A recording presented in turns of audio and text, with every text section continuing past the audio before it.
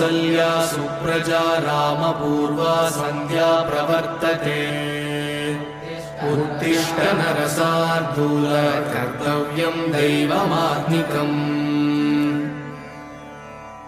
कौसल्या सुप्रजा रामपूर्वा सन्ध्या प्रवर्तते उत्तिष्ठ नरसार्दूल कर्तव्यं दैवमात्मिकम् उत्तिष्ठोत्तिष्ठ गोविन्द उत्तिष्ठ गरुडध्वज उत्तिष्ठ कमलाकान्त त्रैलोक्यं मङ्गलं कुरु मातः समस्तजगतां मधुकैटभारे वक्षो विहारिणि मनोहर दिव्यमूर्ते श्रीस्वामि निःश्रित जनप्रिय दानशीले श्रीवेङ्कटेश दयिते तव सुप्रभातम् तव सुप्रभातमरविन्दलोचने भवतु प्रसन्नमुखचन्द्रमण्डले विधिशङ्करेन्द्रवनिताभिरर्चिते वृषशैलनाथदयिते दयानिधे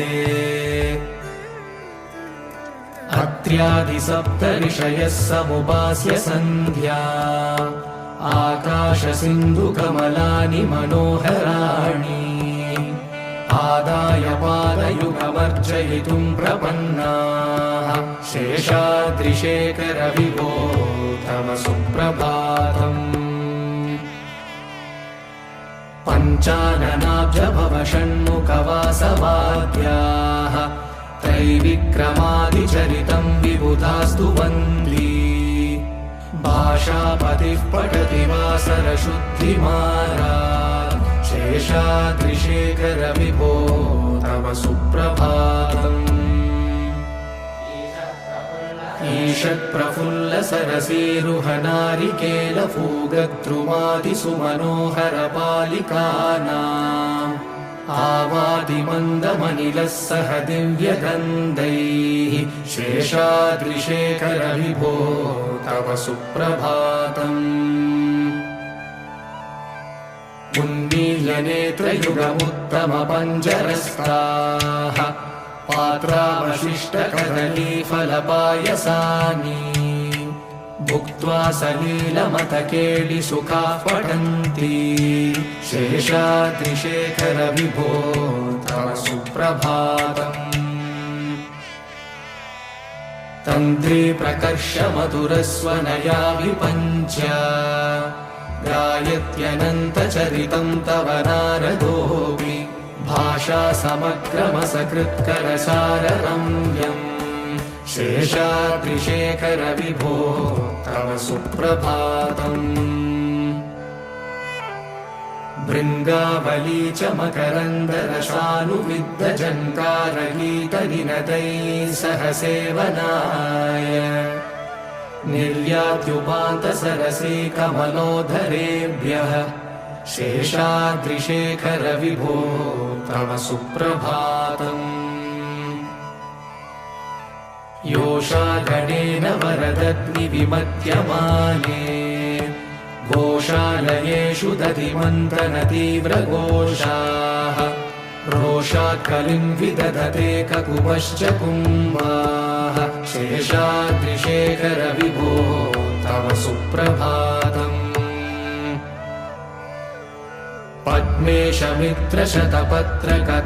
पद्मेशमित्रशतपत्रकतालिवर्गाः हर्तुं श्रियं कुवलयस्य निजाङ्गलक्ष्म्या घेरे निनादमिव बिभ्रति तीव्रनादम् शेषाद्रिशेखर विभो तव सुप्रभातम् श्रीमन्नभीष्टवरदाखिल लोकबन्धो श्री श्रीनिवास जगदेकदयैकसिन्धो श्रीदेवतागृहभुजान्तर दिव्यमूर्ते श्रीवेङ्कटाचलपते तव सुप्रभातम् श्रीमन्नभीष्टवरदाखिल लोकबन्धो श्री श्रीनिवास जगदेकदयैक सिन्धो श्रीदेवता गृहभुजान्तर दिव्यमूर्ते श्रीवेङ्कटाचलपते तव सुप्रभातम्।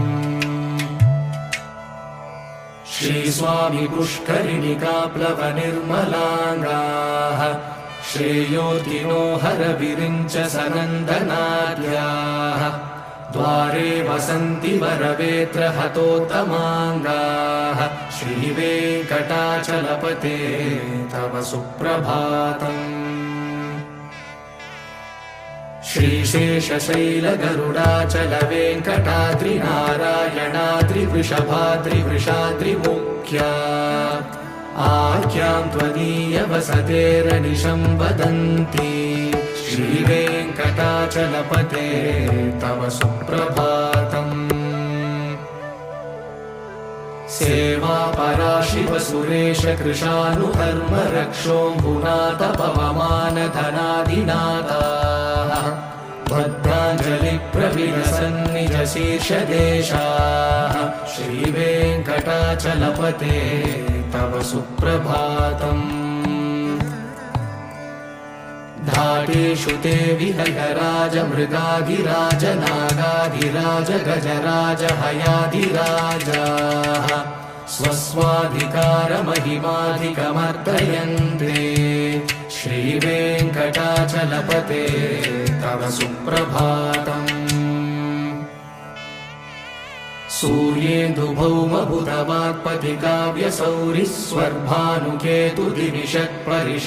सूर्येन्दुभौमबुधवाक्पतिकाव्यसौरिस्वर्भानुकेतुदिविषत्परिषत्प्रधानाः त्वद्दासदासचरमावधिदासदासाः श्रीवेङ्कटाचलपते तव सुप्रभातम्।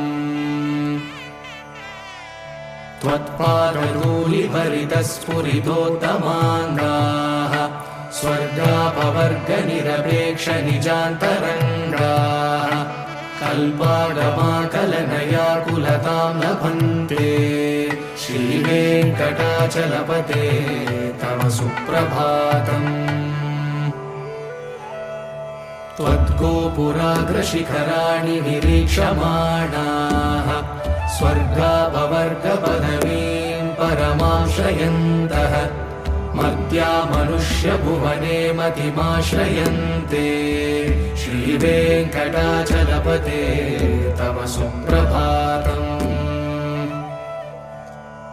श्रीभूमिनायक दयादिगुणामृताब्धे देवादिदेव जगदेक शरण्यमूर्ते श्रीमन्ननन्त गरुडादिभिरर्चिताङ्घ्रे श्रीवेङ्कटाचलपते तव सुप्रभातम्। श्रीपद्मनाभ पुरुषोत्तम वासुदेव वैकुण्ठमाधव जनार्दन चक्रपाणे श्रीवत्सचिह्न शरणागत पारिजात श्रीवेङ्कटाचलपते तव सुप्रभातम्। कन्दर्पदर्पहर सुन्दर दिव्यमूर्ते कान्ताकुचाम्बुरुह कुट्मललोलदृष्टे कल्याण निर्मल गुणाकर दिव्यकीर्ते श्रीवेङ्कटाचलपते तव सुप्रभातम्। नीलाकृते कमठकोल नृसिंहवर्णिन् स्वामिन् परश्वत तपोधन रामचन्द्र शेषांश रामय गुणन्दन कल्किरूप श्रीवेङ्कटाचलपते तव सुप्रभातम्। येलालवङ्गगणसार सुगन्धितीर्थम् दिव्यं वियत्सरिति हेमघटेषु पूर्णम् धृत्वाद्यवैदिकशिखामणयः प्रहृष्टाः तिष्ठन्ति वेङ्कटपते तव सुप्रभातम्। भास्वानुदेति विकचानि सरोरुहाणि सम्पूरयन्ति निनदैः ककुभो विहङ्गाः श्री श्रीवैष्णवा सततमर्थितमङ्गलास्ते नामाश्रयन्ति तव वेङ्कटसुप्रभातम् ब्रह्मादयः सुरवरासमहर्षयस्ते सन्तः सनन्दनमुखास्तव योगिवर्याः दामान्तिके तव हि मङ्गलवस्तुहस्ताः श्रीवेङ्कटाचलपते तव सुप्रभातम् लक्ष्मीनिवास निरवध्य गुणैकसिन्धो संसारसागर समुत्तरणैकसेतो वेदान्तवेद्य निज वैभव भक्तभोग्य श्रीवेङ्कटाचलपते तव सुप्रभातम् लक्ष्मीनिवास निरवध्य गुणैकसिन्धो संसारसागर समुत्तरणैकसेतो वेदान्तवेद्य निज वैभव भक्तभोग्य श्रीवेङ्कटाचलपते तव सुप्रभातम् इत्थं वृषाचलपतेरिह सुप्रभातम् ये मानवाः प्रतिदिनं पठितुं प्रवृत्ताः तेषां प्रभातसमये स्मृतिरङ्गभाजाम् प्रज्ञां परार्थसुलभां परमां प्रसूते इत्थं वृषाचलपतेरिह सुप्रभातम् ये मानवाः प्रतिदिनं पठितुं प्रवृत्ताः तेषां प्रभातसमये स्मृतिरङ्गभाजाम् प्रज्ञां परार्थसुलभां परमां प्रसूते कमलाकुचूषुककुङ्कुमतो नियतारुणितातुलनीलतनो कमलायतलोचनलोकपते विजयी भव वेङ्कटशैलपते कमलाकुचूषुककुङ्कुमतो नियतारुणितातुलनीलतनो कमलायतलोचनलोकपते विजयी भव वेङ्कटशैलपते स चतुर्मुख षण्मुख पञ्चमुख प्रमुखाखिल दैवतमौळिमणे शरणागत वत्सल सारणिते परिपालय मां वृषशैलपते अतिवेलदया तव दुर्विषहैरनुवेलकृतैरपरादशतैः भरितं त्वरितं वृषशैलपते परया कृपया परिपाहि हरे अधिवेङ्कटशैलमुदारमते जनता विमतादिगदानरता परदेवदयारदितानि रमयि कमलादयितान्नवरं कलये कलवेणुरवावशगो भवतु शतकोटिहृता स्मरकोटिसमाद् प्रतिवल्लभिका विमता सुखदा वसुदेवसुतान्नवरं कलये अभिरामगुणाकरदाशरथे जगदेकधनुर्धर धीरमते रघुनायक राम रमेश विभो वरदो भवदेव दया जलधे अवनीतनया कमनीयकरं रजनीचरचारुमुखाम्बुरुहम् रजनीचरराजतमो मिहिरं महनीयमहं रघुराममये सुमुखं सुहृदं सुलभं सुखदं स्वनुजं च सुखायममोघशरम् अपहाय रघुत्वहमन्यमहं न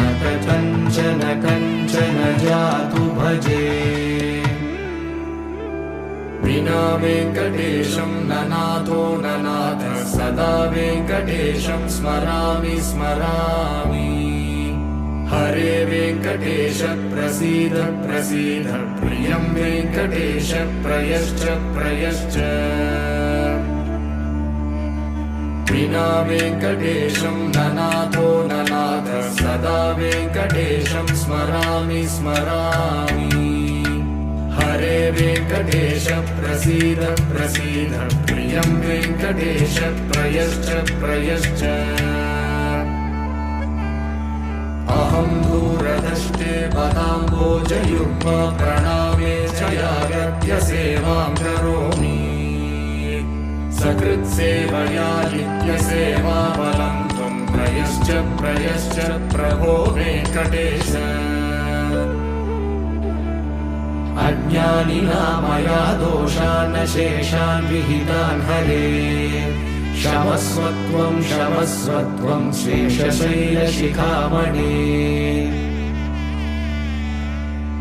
अज्ञानिना मया दोषान् शेषान् विहितान् हरे क्षमस्वत्वं क्षमस्वत्वं शेषशैलशिखामणे। ईशानां जगतोऽस्य वेङ्कटपतेर्विष्णोर्परां प्रेयसीं तत्वक्षस्थलनित्यवासरसिकां तक्षान्तिसंवर्धिनी।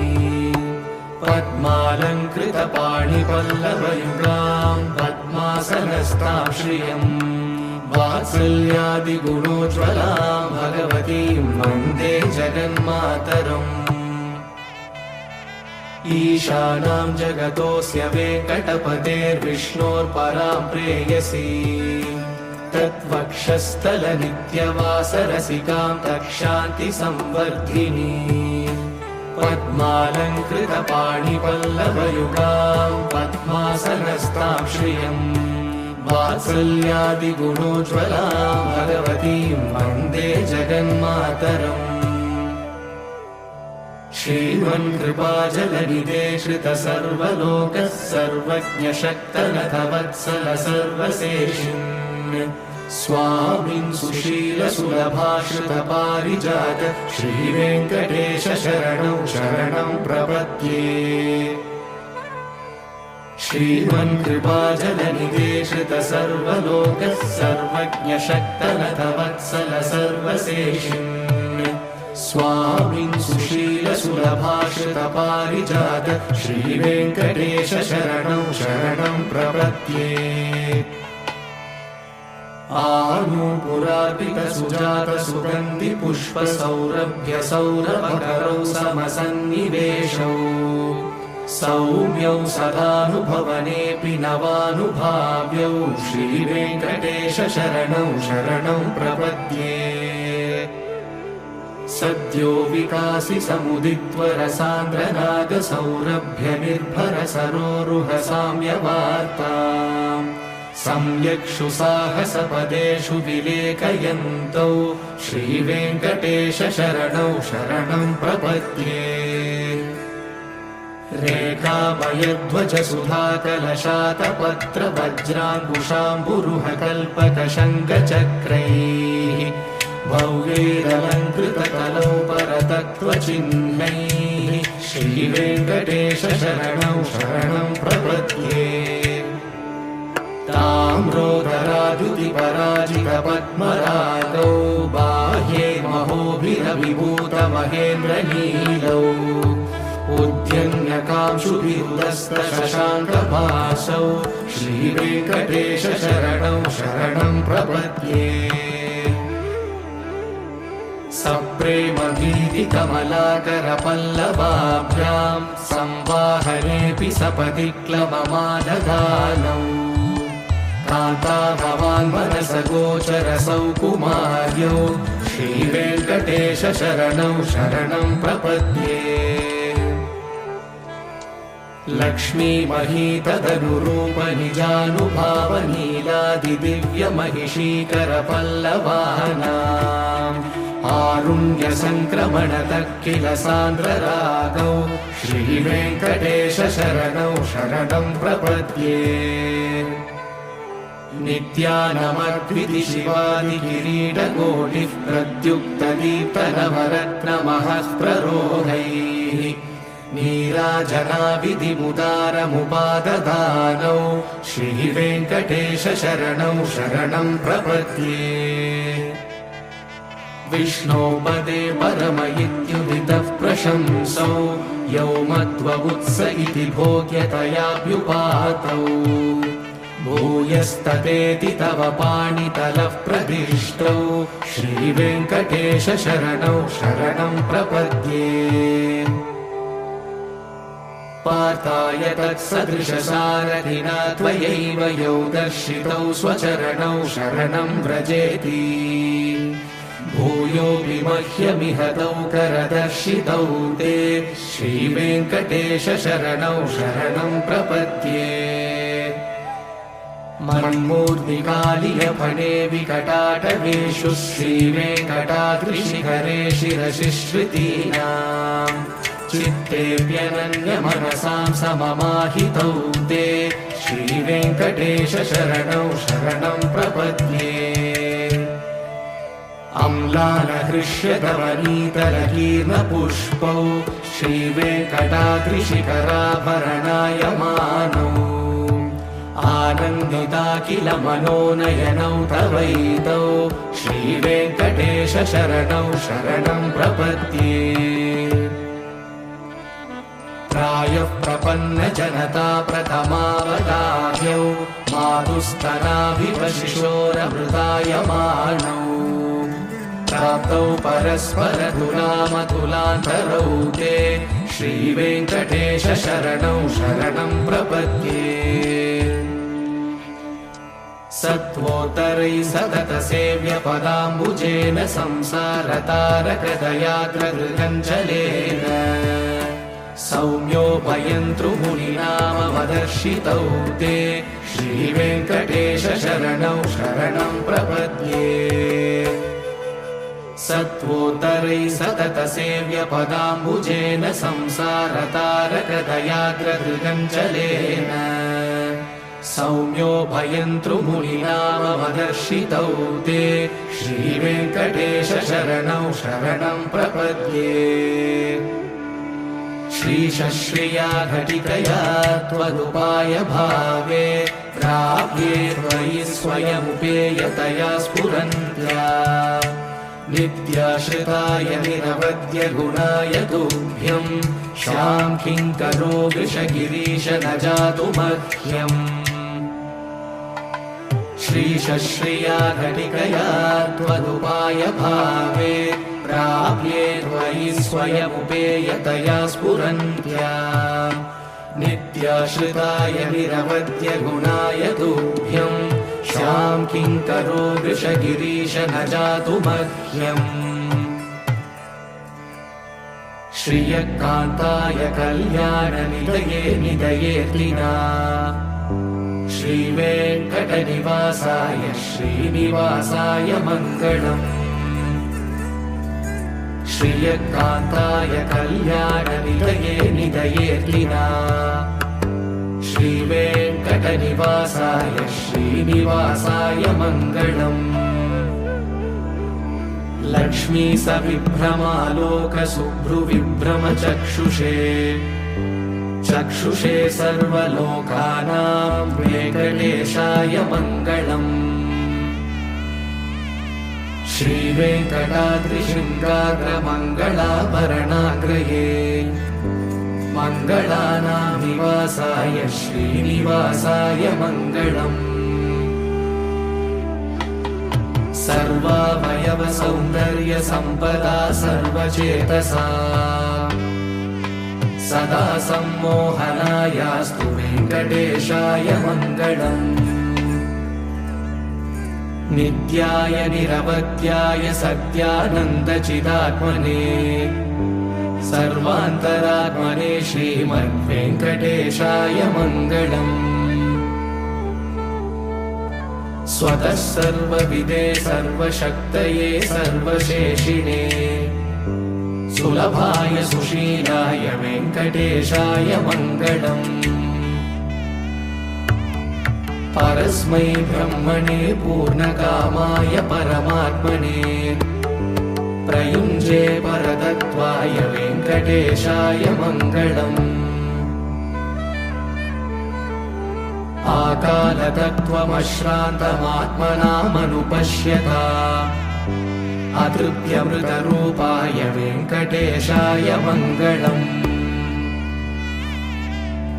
प्रायस्वशरणौ पुंसां शरण्यत्वेन पाणिना कृपया दिशते श्रीमद्वेङ्कटेशाय मङ्गलम् दयामृततरङ्गिण्यास्तरङ्गैरिव शीतलैः अपाङ्गैः सिञ्चते विश्वं वेङ्कटेशाय मङ्गलम्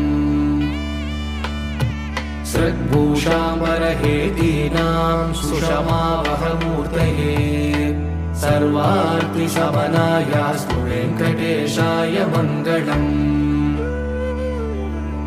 श्रीवैकुण्ठविरक्ताय स्वामि पुष्करिणीतटे रमया रममाणाय वेङ्कटेशाय मङ्गलम् श्रीवैकुण्ठविरक्ताय स्वामि पुष्करिणीतटे रमया रममाणाय वेङ्कटेशाय मङ्गलम् श्रीमत्सुन्दरजामातृमुनिमानसवासिने सर्वलोकनिवासाय श्रीनिवासाय मङ्गलम् श्रीमत्सुन्दरजामातृमुनिमानसवासिने सर्वलोकनिवासाय श्रीनिवासाय मङ्गलम् शासनपरैः मध्वाचार्यपुरोगमैः सर्वैश्च पूर्वैराचार्यैः सत्कृतायास्तु मङ्गलम्।